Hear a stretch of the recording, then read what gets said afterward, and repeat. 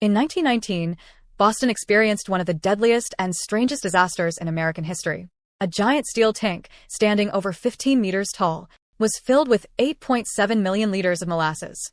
That's enough to fill 3 Olympic swimming pools. But on January 15th, without warning, the tank exploded.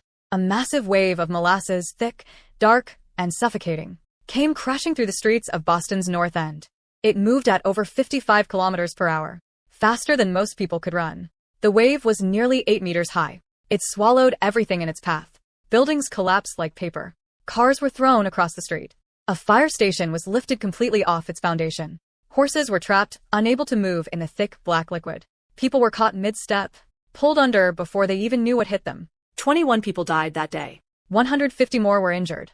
Rescue workers arrived, only to find themselves sinking too. The molasses was so thick, so sticky, that every step forward cost tremendous effort. Dogs sent in to help got stuck and had to be pulled out.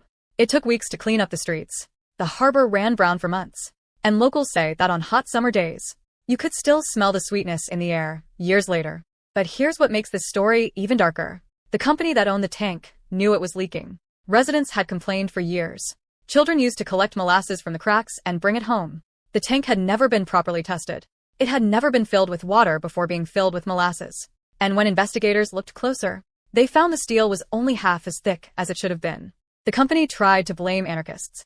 They tried to blame fermentation pressure. They tried everything except the truth. But after a 6-year legal battle, one of the longest in Massachusetts history, the court ruled against them. The victims finally got justice. But 21 people were still gone, crushed, drowned, or suffocated by a wave of molasses on an ordinary Tuesday morning. History is way stranger and darker than fiction.